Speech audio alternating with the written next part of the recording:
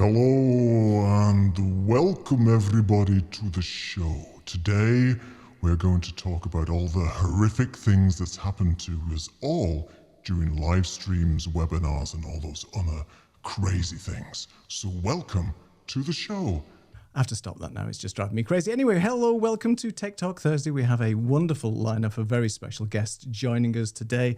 This light is blinding me. I'm going to turn it off. Thank you very much. So, hope you're all having a wonderful Thursday. We've got a good lineup of guests. But first off, we're going to join us with Mr. Martin McKenna. Martin, welcome back to the show. How's your horrific day going so far? Hopefully all well.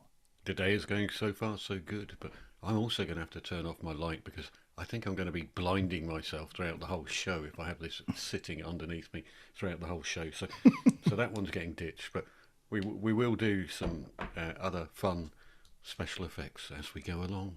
Absolutely. Just to keep everybody entertained. So we've got a few people in the house. We have some fabulous guests in the house. You know, some of them have made more of an effort than others, Lux. But, you know, we try to bring you the best people on the planet, but occasionally we just have to go with who's available. Exactly. Now, don't give them a hard time already, Martin. I know it's supposed to be a horrific show, but we're supposed to be kind to our guests. So today what we're going to be talking about is really all the things that we've witnessed, we've been part of, we've either contributed to, horrific stories that have happened on live streams, webinars, presentations, facilitations, and all that kind of stuff. But who are we to judge and talk about all those things? And hopefully you guys will learn a little bit about how to fix these problems as of when we talk about these stories. So if all our guests are ready, though, let's have a thumbs up in the green room. They're all ready. Let's bring them on and say hello to our wonderful panel of guests. Hello, everybody. Welcome. Hello. Hello. I don't know who that guy is down there in the pumpkin, but he's looking pretty mean at the moment. Let's get some little bit of background music going. All right. So, hello, Ella, Lux, Saeed, and Lindley. Thank you so much for joining Martin and myself today for this show of horrific stories. And for those people who don't know this wonderful bunch of people that have been on the show many times, if you'd like to introduce yourselves, maybe Ella, if we start with ladies first, with yourself. Hello, everybody. I am Ella. My company is Beyond Virtual Events. I do live streams. I produce events for corporations and for small businesses. And today I need you to pretend that I'm a banana. This is my costume. This is as far as I'm going. Sure. Fantastic. We didn't get the memo, you see. Everybody else is dressed appropriately and has some things in the background, but Ella's just outdone herself already. So thank you so much for dressing up there. If we could go to Lux next. Hello, Lux. Hey, hi. Thanks for having me. Hi, folks. I'm Lux Narayan, and I'm a co-founder at a company called Streamer Live. And since it's a t-shirt showing time, like Ella said, so that's kind of what our motto is, unmuting the audience. And I used to be pretty comfortable with coming live on sessions like this and my on-screen presence till this morning, because I emailed Neil and said, do we need to do anything special and dress up in something scary for today? And he said, no, just come as yourself. That's more than enough. And I'm not sure what I should read of that, but that did wonders for confidence today. So thank you, Neil. You're very welcome. Unbelievable. I didn't mean anything by it, but obviously my reputation goes before me. And what can I say? And Mr. Pumpkinhead, that's a song, isn't it, by XTC? But we'll leave that for the 80s reference there. But Saeed, would you like to introduce yourself to everybody, please?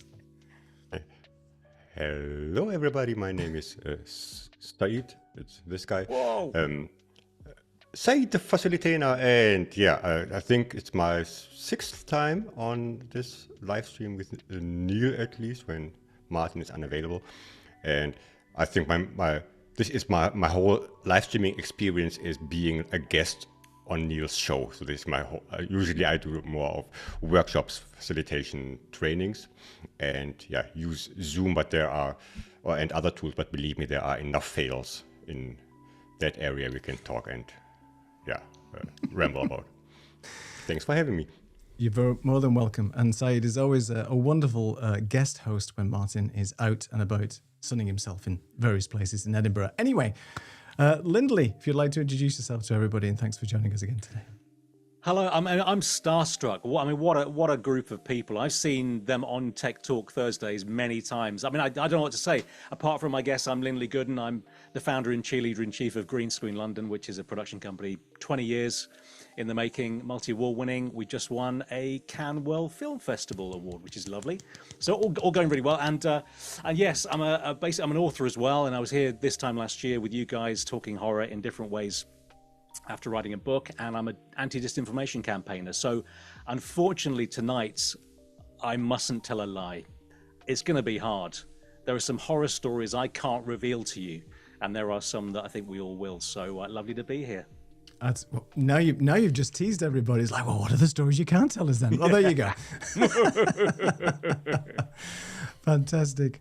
Well, we have a few people in the house, some guests, so let's just say a quick hello to people. Hello, Valerie. Thanks for joining us. We've missed you, Valerie. You haven't been here for a while, so thank you so much for joining us and moderating. A. Aubrey, so nice of you to join us as well.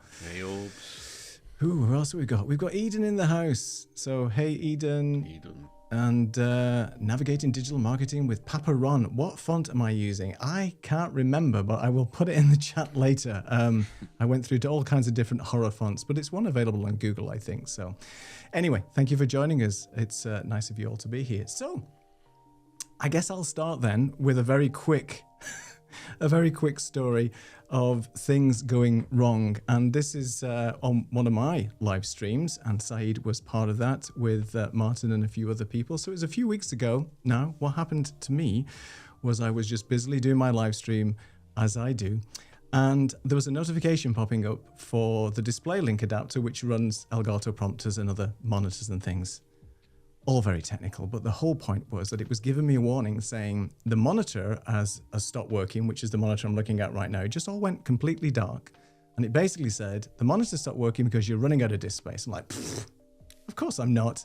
You know, there's a bug in the software. So I just kept re-enabling the monitor all the time and then switched to Martin's scene. Martin was talking away with the guest and having a good chat. And I was busily scrambling in the background going, no, I'm just going to check this out because it keeps on popping up all the time. And lo and behold, I was down to something like 5% disk space. And I'm right in the middle of a stream, and it's sort of 90% of the way there in the stream, I think. We were coming up to the hour. And I thought, well, what do I do now? Do I keep going? And if it just keeps going, I'll just crash gracefully, or disgracefully, should I say, on the live stream. So basically what I had to do was cut the live stream short, apologize, say I'm running out of disk space.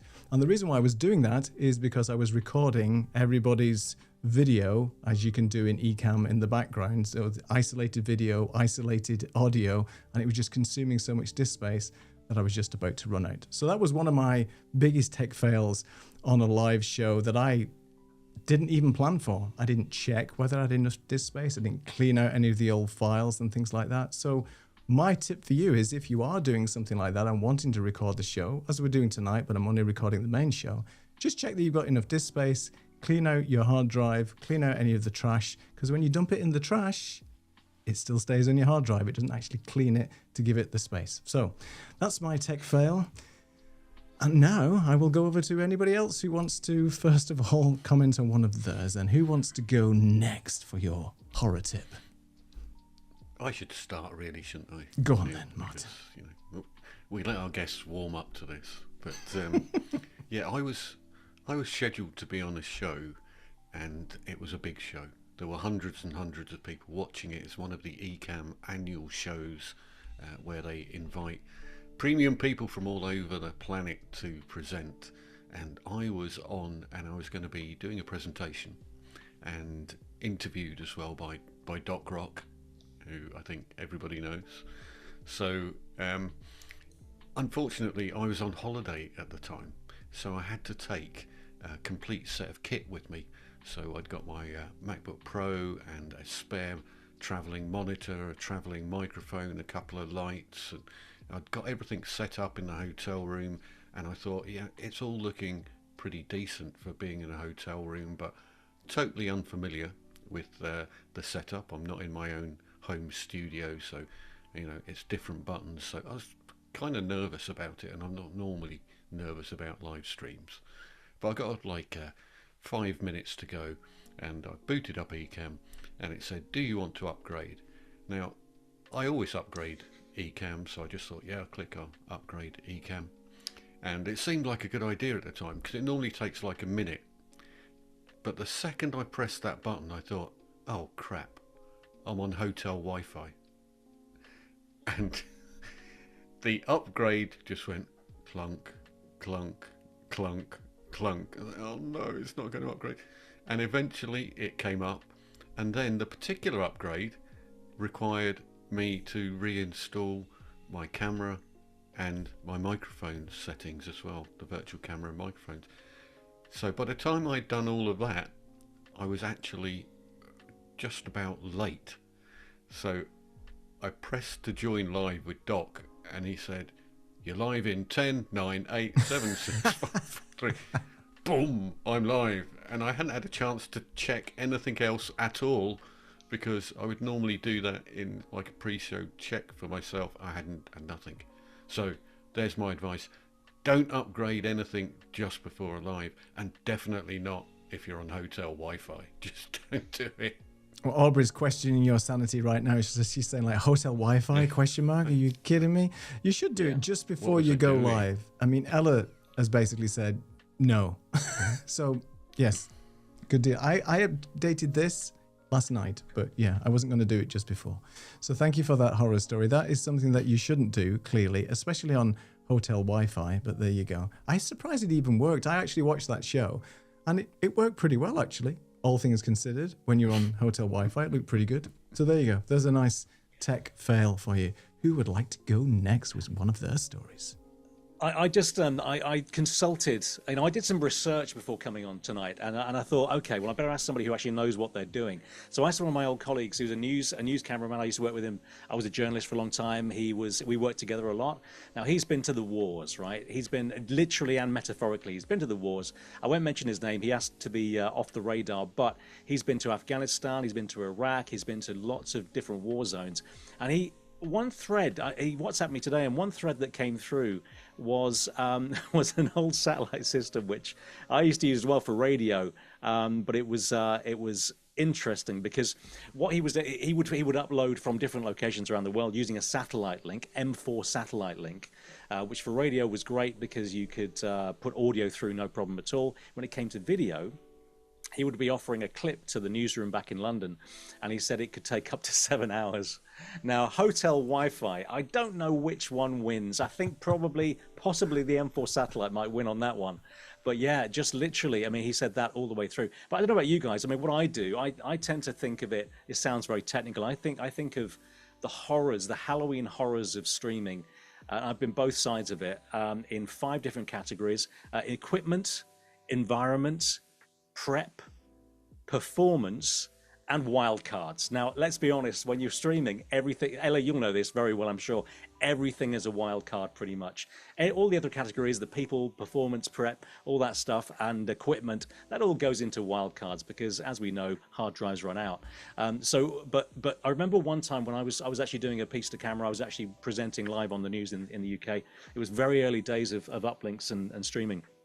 And I was in Slough. Now, I don't know whether Lux and Saeed and Ella, you know about Slough. Slough is where Legoland is in the UK. Slough is also where it's a fascinating place because you've got a whole mix of people. Now, I was doing a piece to camera on a street. It's streets like these. I was doing it from a distance on the high street. Now, I don't know whether you've ever been in a situation when you're doing a live piece, when you're in the real world. People tend to try to find out what on earth, what the hell, what the crap you're doing. And so what they do, they stand in the way and they go, "Oi, mate, what you, oi, mate, oh, look at this guy, hey!" And there's people behind you, there's people in front. I wouldn't recommend it, but Slough, God bless it. It presents all sorts of opportunities and difficulties. So that's one experience from the world out there. Ella, I'm sure I'll throw it to you. Let's just let me have a cultural moment here and throw in friendly bombs and rain on Slough. Yeah, bless. Yeah, Google it, somebody. I'm Love a bit of that's Slough. that's as It's where detailed the as I can original get. it's where the Office was originally set. The original British Office with David Brent and all those guys and Ricky Gervais in Slough. So there you go. Lovely, love Slough. Yeah, I used to work near Go there. to I'm not going to Legoland. say much about it. That's as far as it goes, I think. Yeah. I mean, I don't have a story as exciting as that, but but Thanks. the I'm glad to first- hear it. I'm glad to hear it. the first season of my show, The Business Breakout, which was, oh gosh, that was like 3 years ago now. So first season, while I'd been streaming and doing multifaceted things for many other people, I had to stream for myself since 2015 at that point. So this is 2020, whatever 3 years ago is. Math is not my forte. So and so I decided I was going to do this show, a bigger show on my own that was more than just put up my camera. I was gonna do everything I could inside of Ecamm Live. And so this second or third show, I can't remember which one it is. If we go back in my LinkedIn feed, you can find it, because LinkedIn doesn't forget and won't let you delete your mistakes. So I had done all of my checks as one does and found that everything was working as it should before I went live. Or so I thought. And I hit go live, and my little introduction screen comes on, and I'm so sorry if my camera is being so crazy right now. This is the second camera and it's deciding it wants to freeze. The intro after it comes to my camera, and I'm saying all of the things. I'm sounding amazing. I know it in my head. And 8 minutes is how long it took for me to finally see that people were saying, we can't hear you. The scene that I needed, the one scene, was muted. Oh no. Bless you. Oh no. So we stopped, and I said, I'll be back, y'all. And I came back to a new stream, because you can't go back to the same stream like on LinkedIn. So I had to start a completely new one. I think some people found me, but yeah, if you want to find it, it's there on LinkedIn, because you can't Oh. delete it. Yeah. And there's no analog way out, is there, Ella? You know, you can't. You know, in the real world, when you're doing an event, and I chair a lot of events and stuff, you can step down on stage, you can talk to the audience. They're wearing those little silent disco headphones and all that sort of stuff. You can at least wave to them and say, "Can you hear us?" You can't do that. Exactly. Yeah. I mean, I could have been paying attention, but I was so I was so caught up in the fact that I was getting all of this done, because at that time I hadn't done that much without my team behind me, because I had a team at that time. And so I was like, I'm gonna push all these buttons on my own. And apparently I missed a button. It's easily done. It's easily done. And Valerie agrees with you 100%. Being on mute has gotten everybody. I've done a start of a live show completely on mute. In fact, my thing, and it's not live, but I tend to do a lot of recordings, tutorials and things. I do pretty much 25% of those on mute. And then I put it into Final Cut and start editing, going, why can't I hear myself? What's happening? Because sometimes I have dual cameras, you see, so I'll switch a scene. And then I did one the other day where I switched a scene to another camera, and that camera scene was muted. So I'm like, like doing this, doing all the screen sharing. I was like, no, you can't hear anything. So it happens to the best of us, as they say, but it always happens to me. It seems to be as well. So I had the opposite one time, and I'm sorry, I'm jumping again, but I had the opposite one time. We were chairing, we were presenting a webinar live from a studio just across from Tower Bridge in London, and there are some big guns, right? And so we start at 12 o'clock, and the first thing you say, "Hi, I'm Lindley Gooden." That's the first thing you hear. And because we finished 5 seconds late, the last thing you heard was, okay, thanks for watching. All the best. Good. It was fascinating. So almost the opposite problem. But I loved it. I mean, it was entertaining. It was different. Fantastic. Eden loves your story as well. The mute is so rude. I've never put it that way So before. rude. It is so rude. It's so obnoxious, that mute button. I miss you, Eden. And Valerie basically says I it think- doesn't care about our feelings at all. Sorry, Martin, go ahead. Yeah, I was going to say, I think a bunch of us here have got XLR microphones, probably Shure SM7Bs. And just this morning, I had rebooted my Mac, because I do periodically reboot the Mac. And then I went to record a video, you know, a good 25 minutes worth of video. And then much like Neil has suggested there, I went to play it back and there was no audio. I thought, what's going on? And every time you reboot your Mac, there's a little button that you have to press on your XLR feed to put the power back into your microphone. And if you don't press it, you ain't got no microphone. And so I did that just this morning. So it wasn't on mute as such, but a microphone with no power is not a microphone. Exactly.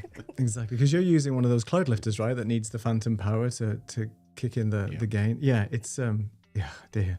Mute. I just hate it. And I'm looking now. I mean, I'm so paranoid. I've got the sound levels panel right in front of me. And the thing is you can double mute as well, which is always fun, right? So the sound levels panel on Ecamm is fine, it's not muted, but I've got a mute button down here on my mixer, which, you know, inevitably is glowing red at me, but I tend to ignore that and say, no, it's wrong, it's not muted.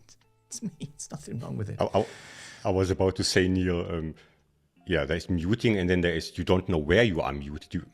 In my example, it's like, okay, you are muted in Zoom or you aren't. And then, you know, each time I do this, I could touch the mute hardware mute button on my microphone, which is an additional thing. I don't have an audio interface, but there is a mute thing there, unfortunately, and also in the software, like in OBS or in Ecamm. You can. Yeah, back in the day, you know, when we were younger, there was only one way to mute yourself, and now with all the tech, you have to look in 12 different places. It's always the last one you check, right? After unplugging your microphone and changing every setting in Zoom, OBS, and Alto. Oh yeah, it's blinking red, and it tells me. But props to Shure. I think for the new ones, for the Shure MV7 Plus or so, you can deactivate the mute button. Oh, very good. In the software. So I'd never use it because I forget to unmute it there. So, yeah, and sorry, go ahead. No, I was going to say, whoever has invented the capacitive light touch mute button on microphones is the work of the demons. Why do they do that? Because you just have to brush it. It's like, oh, I'm muted. What is that? What nonsense is that all about? And they put it in the most silly place where technically you could, you know, if you're just reaching for something, oh, it's muted. Come on, people. Don't do that. and speaking of mute, I don't know if this is really like a horror story, not even because it happened to me, but just being part of such an event. I don't know if you remember Zoom bombing. There was even a name for this phenomenon. It is. Oh, yes. Yeah, for those who don't know, it's you are in a Zoom meeting or every other platform. I think it works similarly. And then there is this one weird person who just joins, and then they unmute themselves, and they, I don't know, have inappropriate, like, whatever playing in the background. It can be anything. I don't want to go into the specifics here, but it's not appropriate for a meeting that people are looking forward to. And this happens especially if you do things that are more public. I mean, if you do something that's where, I don't know, it's paid, or so nobody will show up just to bomb you and pay like $100. But if it's something you promote on LinkedIn or elsewhere where it's free for everyone to join, and then there is this one person who just joins and does this, and it's very, at least in the past, I mean, when it happens like the first time, you don't know what to do. You don't know who to mute because they rename themselves, so you don't find them. You cannot pick who was it. And it's a whole scheme that is behind that. But fortunately, so if you can, it still works. But you should, if you're doing things in Zoom, especially, you should Google this, because there are some tips and tricks. I know my friend Jan Keck has a video on his channel where he shows how to prevent Zoom bombing. For example, you don't allow people to unmute themselves, like by default. Raise your hand and then you get the microphone. And then additionally, there is don't allow to rename, because they do something and then rename themselves to George or whatever, and you can never catch them, like in the movie Catch Me If You Can. And you can like secure the meeting that nobody can join after you started it. So there's and some other small things. And you may think, yeah, it's a lot of effort until it happens to you. It didn't even happen to me. I just joined. Oh my God, the poor facilitator who's trying to do like this thing for free for other people that we can learn something together, and then it gets ruined. And there was even a guest, which is even more.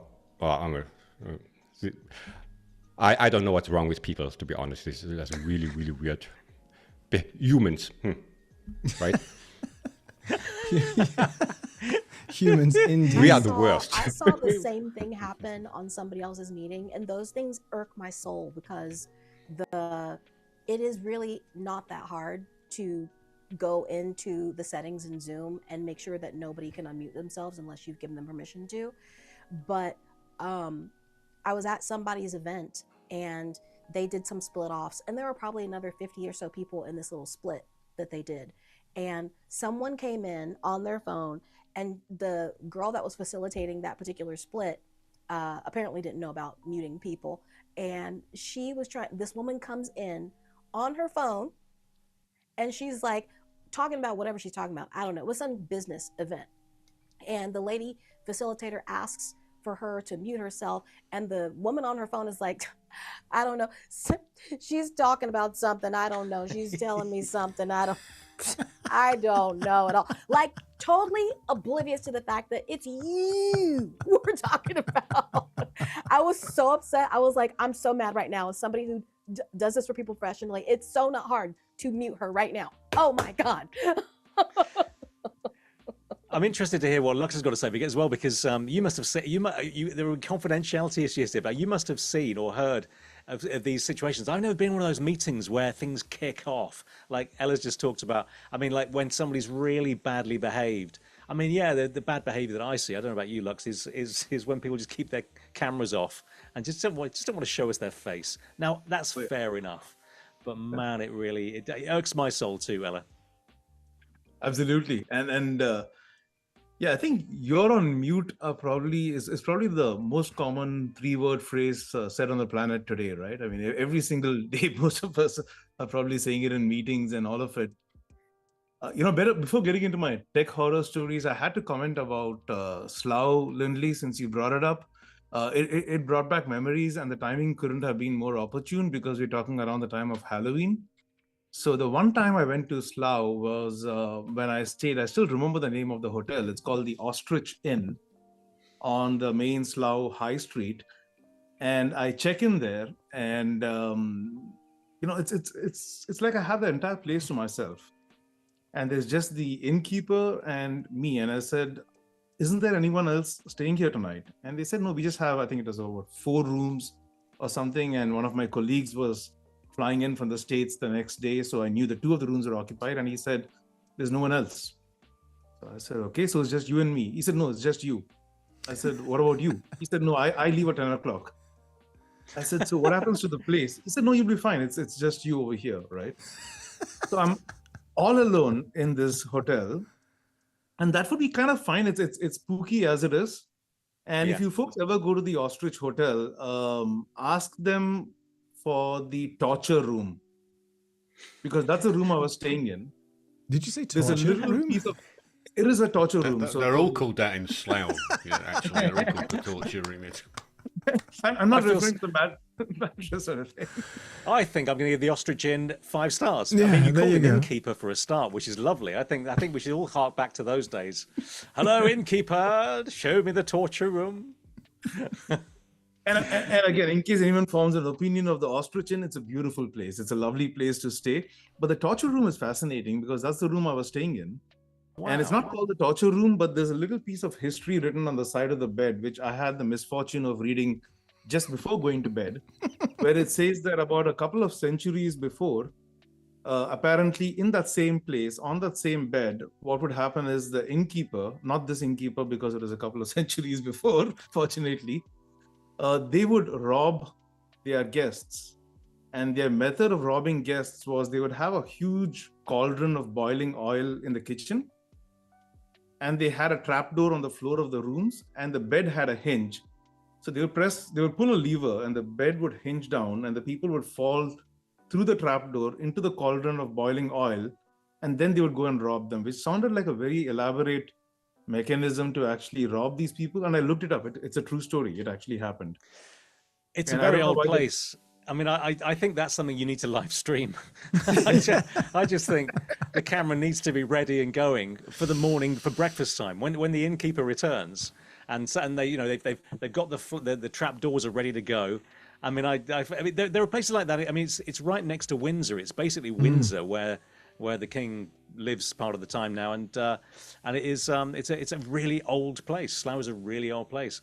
But you know, one of my favourite kind of mockumentaries almost was one Most Haunted, and they did this thing live. And when they streamed those things live, it gave a real sense of authenticity, which I suppose in some ways in our business world we're trying to offer that real unedited authenticity. You know, you're going around, you're seeing things, you're hearing from people live, you're getting long form like we're doing here, but seriously, I'd swap every business event for a lovely haunted live over the cauldron this time next year. Neil, Martin, sort it. Okay, we're on location then. We'll talk about some location fails later, but I'm not going to that place. I don't even know where that is, but I need to look it What a up now. story. Looks. Yes. So Who what's do we invoice for that trip? Yeah. I think we'll invoice The devil. I think we'll invoice. I think Lux is frozen. I don't know what. I think the something has struck. Slough has him. Oh, he's gone. Slough got him. Okay. Well, we'll See, wait. he shouldn't have talked about it out loud. I know. On the night before Halloween. innkeeper I mean, has come. seriously. I'm coming for that's you, right. Lux. I'm coming for you. Exactly. That's what's going to happen. So you know. Wow. I know. Crazy stuff. That's right. You know, one of my fails is once I was in a live stream and then Lux was just frozen and dropped out of the live stream. So Yeah, that was a really Once upon a really time, bad I can- episode. Yeah. I can remember it very vividly. I have to bring my Zoom. I'm not. Are you out? Seemed like You it out was of disk just space seconds again, ago. Neil? No, I'm not prepared. Yeah, I targeted Lux this time. I'm not prepared to admit people back in. You see, good job I didn't lock this room because I tend to do that as well now with Zoom events and things. If there's a time, you know, and people join 15 minutes in, it's time to lock the room. You can't do that automatically on Zoom, unfortunately, but it's still a manual thing. So you could hand it to your co-host or your friend or whoever is working with you. But I'm glad I didn't do that here because Lux would not have been allowed to come back in. So once his internet's got back up and running, we'll get him sorted. So yes, Martin. So, serious tip is just to add to all the other tips there about Zoom rooms and things like that. Possibly the worst, never mind audio, is don't let other people share their screens. Because if you're in a Zoom meeting with 100 different people who you don't know and you haven't disabled the ability to share screen, anybody can just go, oh, I'll press share screen. And they can share absolutely anything and it will take over the complete production instantaneously Yeah. and you can't stop it. Oh yeah, that's a horrible So- thing, and isn't it? Watch out. on top of that, annotations is also a thing. If you don't need them, turn them off because then anybody can draw on your screen.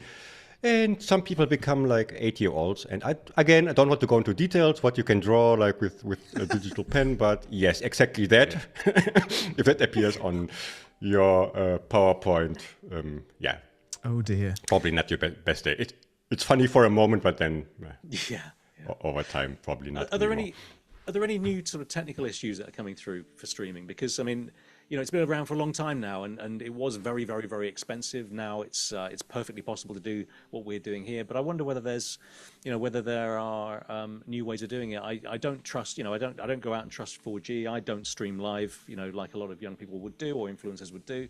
But I wonder, Neil and Martin, is there anything that's coming through that that is a really interesting new avenue for us all to consider? Because we can do it the same ways we can do it sit down in our offices and so on like we're doing here, and it always looks really nice, but especially when you have the pumpkin going, that's really, really special. I think. The telltale sign that it's actually not real. There we go, my arm disappears. Oh, well, there you go. Yeah, I mean, there's a couple of new protocols coming through where they're typically trying to replace RTMP with something called WISP, which is something I've heard, and it's in beta at the moment, and Restream is testing it and so on. But you have to have your encoder that supports that protocol, and all they're trying to do is reduce the amount of bandwidth required to do high quality live streams like this.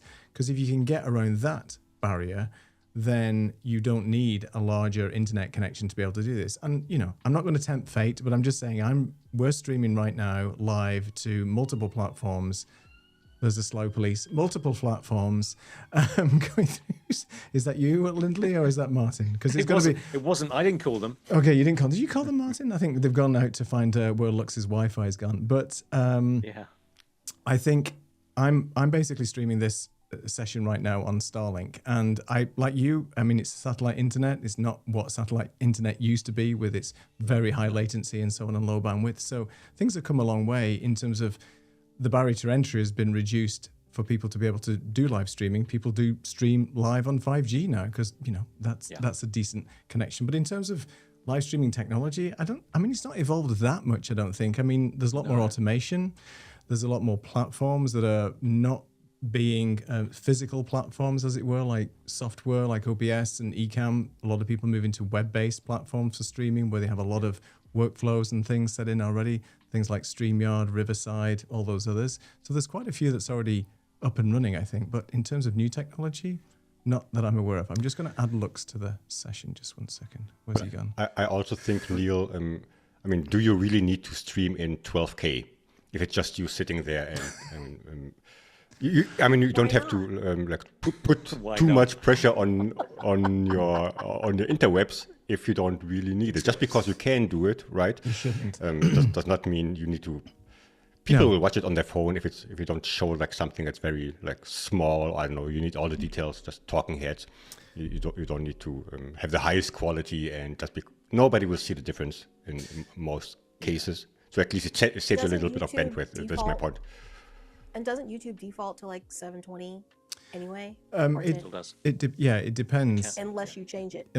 Yeah. And I think an interesting statistic though, and that was out last year, that I think 60% of viewers now are watching shows like this, heaven forbid, on 65-inch TVs. So YouTube TV is really surpassing mobile viewing now. So whilst quality didn't used to be as paramount if you're just live streaming gaming and things, if people are now pushing live streams to large screen TVs, which inevitably are all in 4K, then there is a quality thing that you need to consider, I think, if you want to sort of, you know, raise the bar a little bit with your own sort of content, especially if people are watching it on television. So I think that's something to be mindful for. There are 8K streams out there, believe it or not. YouTube has been testing 8K streams, but the bandwidth required for an 8K stream, I mean, a 4K stream like this is something like 24 to 25 megabits per second upload, sort of, you know, at a reasonable bit rate. But when you're talking 8K, I mean, you're talking ridiculous amounts. So unless you've got fiber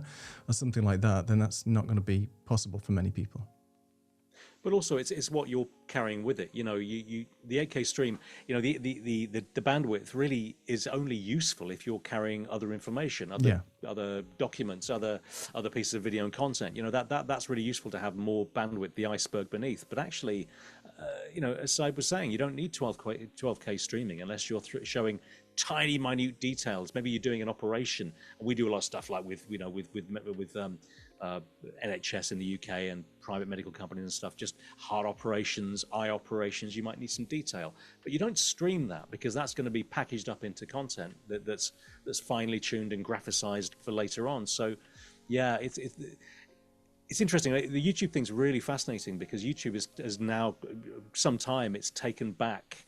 You know, it is the channel that young people watch, and I haven't done any research on this, but I'm assuming because, you know, the rubber band effect happens. You know, 1 minute you want just mobile, and that's still there. Obviously, you're going to take all your content in there. It's quick, it's simple, it's 1 second a piece. Off you go, off you go, off you go. That was always going to be the case, even for somebody older like me. But it's coming back to having variety now. And, you know, when we're out there filming stuff, whatever it might be a facility, it might be people, it might be a panel. You don't stack a panel like a totem pole, one over the other, over the other, over the other. You put them next to each other. So widescreen still has a great function, and YouTube is primarily, apart from the shorts, is primarily in widescreen. So I think also, you know, the actual visual format, you know, when you're walking down a street, you're not looking like that or like that. You might be doing that a bit, but you're looking left and right. So actually, video is supposed to represent, and that can be streamed or produced.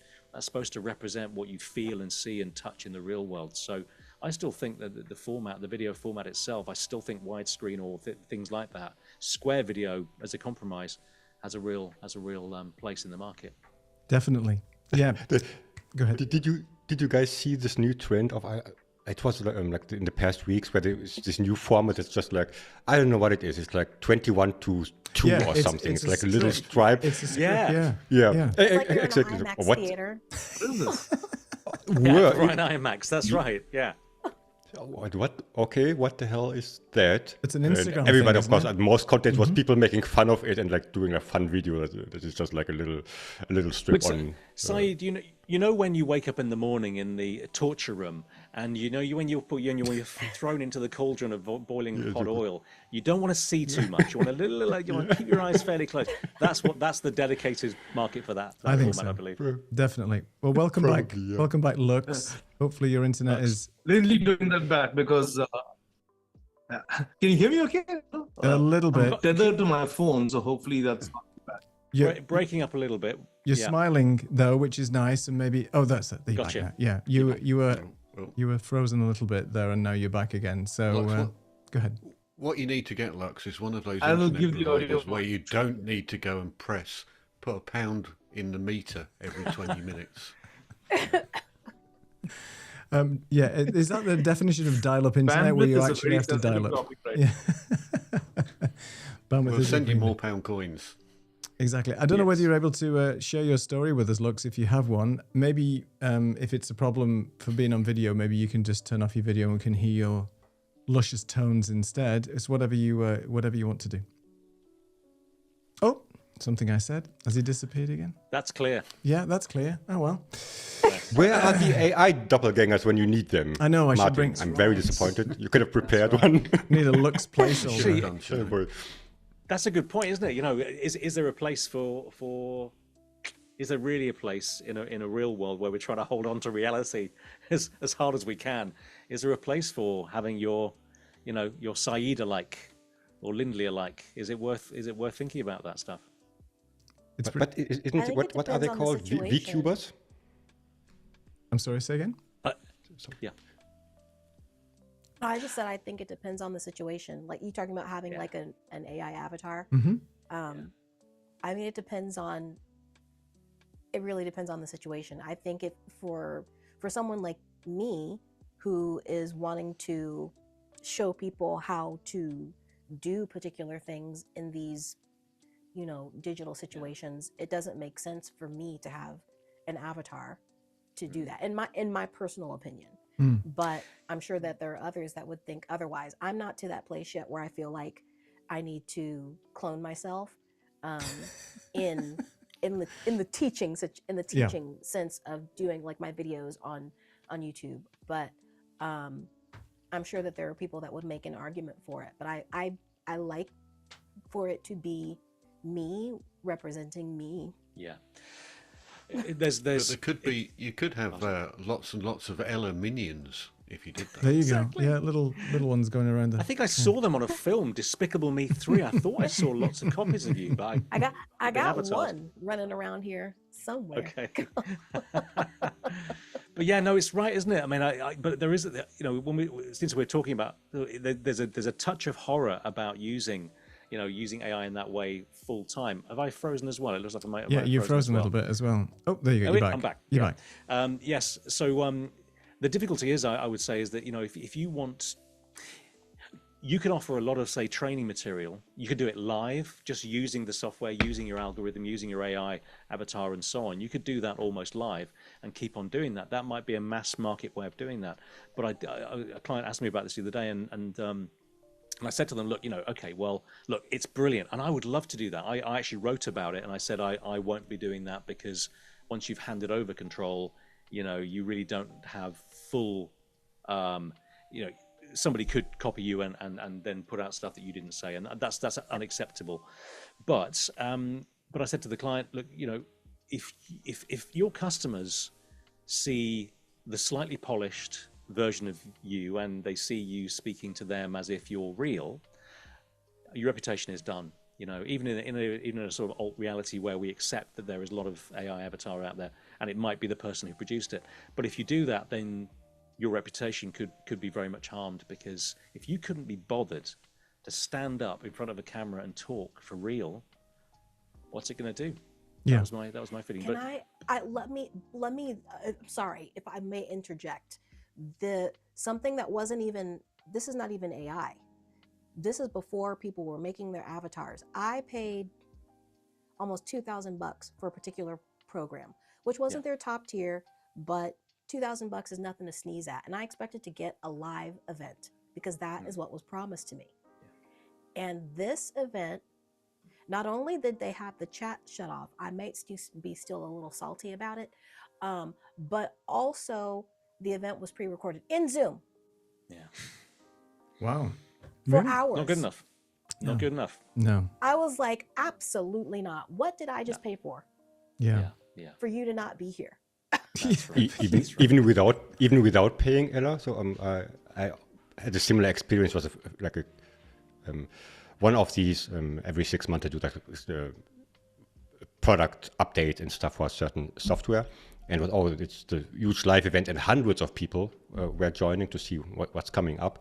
And then, like after 3 minutes, the only messages in the chat were, "This is not live, is it? Is it?" You can see because how the way it was produced. You see camera cuts. You don't do this like live, and also the way the people spoke. But there were people in the background who were live chatting. So if you have a question, they were responding to the things. But so why am I here? Just send me the video or give me the link on YouTube. I put on pants today to be here, and it doesn't make any sense.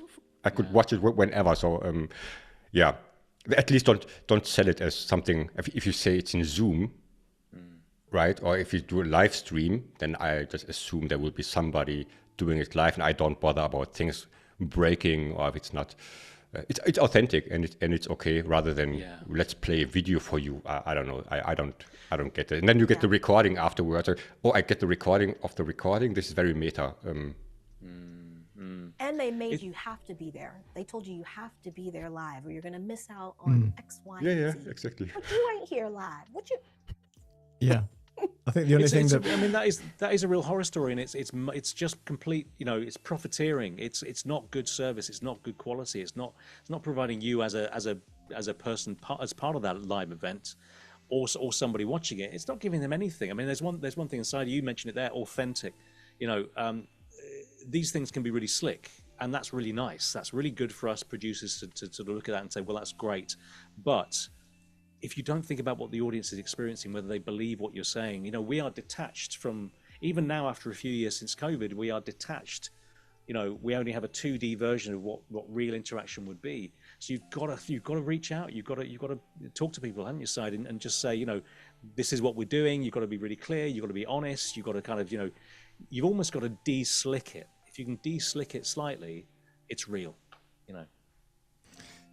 Absolutely. I think I was just thinking back to you're talking about paying for like software and then attending events that aren't live. And I've attended a couple of events whereby you're right. You can clearly see that it's not a live event, but the live portion is the moderator or whoever's there pushing the next course, pushing the links, sign up here, come and join this community. That's the live bit. And then the people who are actually joining live in the chat, it's just a live chat basically. And all you're doing is watching a pre-recorded video. And that's not on. And that is definitely a horror story. I blocked an hour in my calendar for that. I mean, respecting people's time is definitely another thing, right? I didn't have anything better to do, but just... Well, I'm just that making doesn't a matter. point It's still here, your time right? and be respectful. And I think the quote of the night so far is, I put on my pants for this. That's all I'm saying. That's a great quote, Saeed. You know, I mean, that's... And Give me speaking, my next shirt.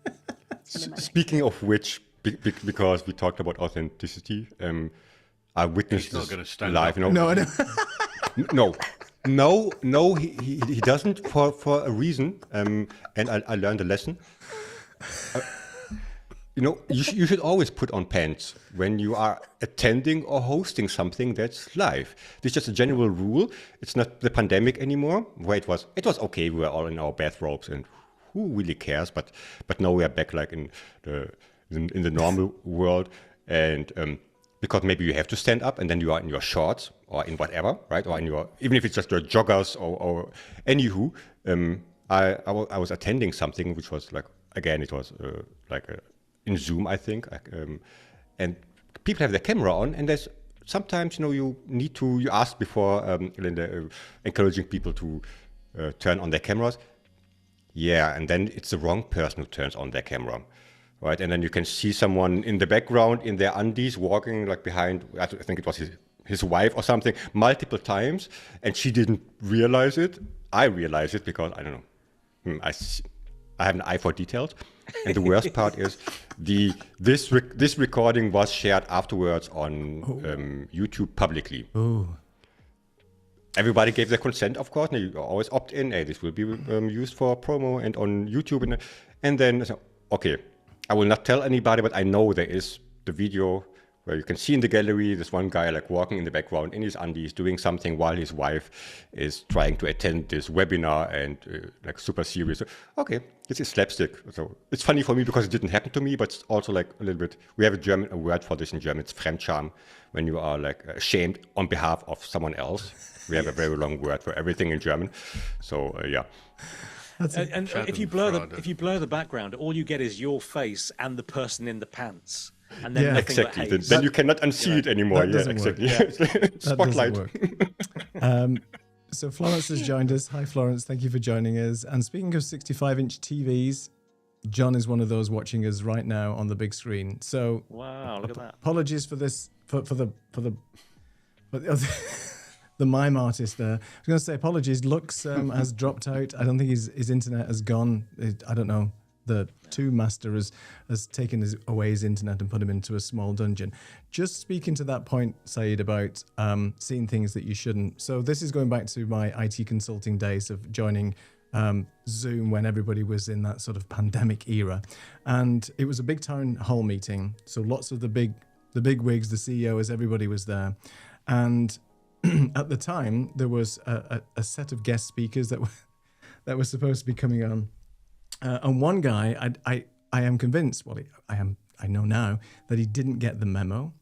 So for whatever reason, as a host, you can actually turn on other people's cameras as well. They had it set like that, where you could actually, as you're walking through, and now we'll go to, let's say, Malcolm, for example. Let's go to Malcolm, and he's got something to say. And it was a very, very hot summer day in the UK. That's all I'm going to say. This gentleman was larger than average. That's all I'm going to say. And went straight to his camera, and he's there with a little glass of water, no top on, sweating. Excellent. Not looking great. And it's like, I'm coming to you now, and what do you have to say about it? And the sheer horror on his face when obviously he was spotlit. And that frantic, I've got to search for my mouse now and turn my camera off thing. The days before Stream Decks and everybody got a little bit more efficient. But that's a horror story that I just can't get that out of my head. So as you can see, and he gave you the courtesy of turning his camera off so that he could get naked. That is not his fault. Yeah, that's right. That's right. Privacy rules. But how do you exit that? Do you just go? Just let it slide to one side. It was just the sheer horror. It was just the face. Poor guy. I did feel sorry for him, but we had a little chuckle in the background. That's all I'm saying. But needless to say, the town hall went well, and the company subsequently folded. No, I'm just kidding. So everything was fine. But nobody will ever forget this one meeting. No. It makes it. You can do this on purpose. You're having just one naked guy every meeting. You want people to pay attention because then that's how you get focus, right? And it's a gimmick somehow. So, where's Waldo? Speaking of which, and Lux is back naked. No, I'm just kidding. No, and he decided, to shock everybody. Oh, bless his horror story. We miss Lux. I know. Where is and Lux? That's a shame. We miss him. We'll have to do this again and just bring Lux in just to share his horror. We didn't get to share his horror stories.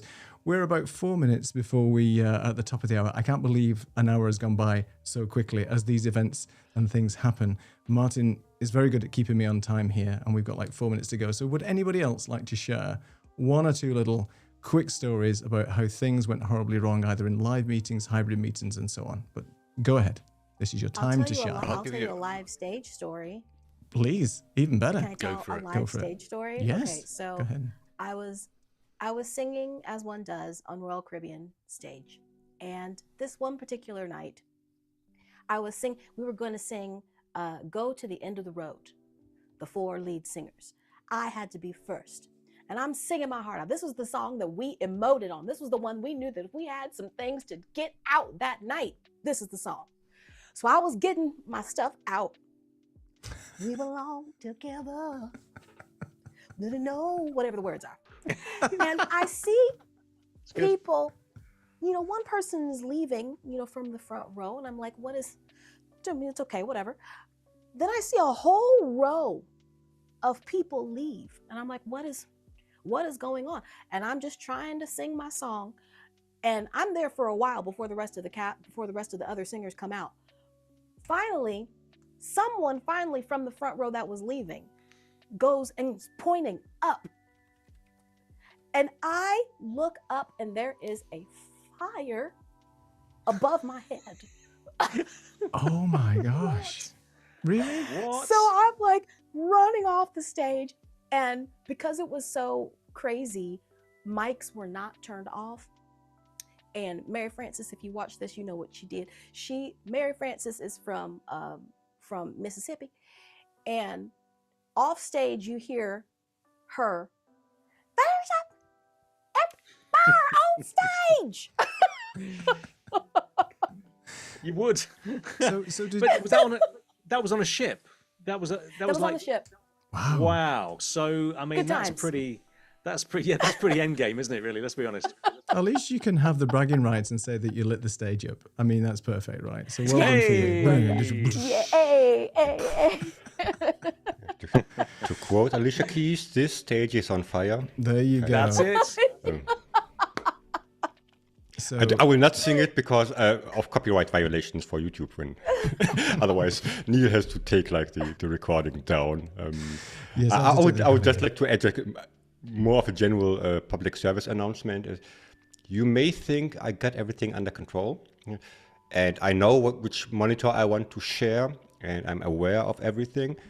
Do yourselves a favor, because you will learn it the hard way, and close like the private chat with your grandma you have open. Close the, I don't know, whatever you are shopping on Amazon at the moment. It doesn't have to be inappropriate, but nobody needs to know, right? And also all the small details, if you're showing something as a private key or anything, close everything, only leave the things open you need. We all have done that, like sharing the wrong tab, the wrong monitor, the wrong whatever it is, and especially if you're live streaming it, then it's out there. I mean, on YouTube, it depends if you're doing something just live. Okay, they saw it maybe, but nobody can like actually remember your password or what was on screen. But if you're doing it like on YouTube or elsewhere, and you don't see it at the moment, that's a little bit tougher until I saw one just like a short video on Instagram or so, where somebody showed what are they called, like for the crypto stuff, like the key, you have like this super special key, right? Oh, yeah. He showed it for half a second accidentally while he was finishing his sentence. Oh my god, they just cleaned his whole account with I don't know how many 5 figures live. Somebody saw it, screenshot it, typed in maybe they were just waiting for it, and then there was like a few $1,000s gone. He didn't even finish his sentence. Poor guy. That's live outrage. You can Google it. And it's very funny if you're not the one who with the account. So yeah. I think that was the innkeeper from Slough who did that. Yes. Probably. Watch out, breakfast. And poor Lux, he's given us a live demo of when things go wrong. We has a storm, and Lux has another tip: never say bad things about Slough in a live stream. It can boil your internet. There's a top tip. Now for we know. you. Well, we are at the top of the hour. I just wanted to share everybody's links of where everybody is. That's going to go out on the streams as well. So we've got one for Ella, where they can get in touch with you. I'm not going to bother with Lux. No, I'm just kidding. So I'll do Lux as well. Anybody want to share anything else before we close up for the evening? Thank you. Oh, that's very nice of you. Bye. Thanks for having us on. Well, we'd definitely like to have you back next time. I'm sorry, Martin. Go ahead. Yeah, that was great. I just reminded of when I scheduled one of our live streams, and 30 seconds in, the Amazon man arrived with my Yeah. special package, and then the package arrived, and everybody wanted it to turn into an unboxing event, which was not Why what was not? meant to happen at all. Good job it was some tech and not anything else, back to Saeed's point. Well, absolutely. Yeah. We'll leave it at that.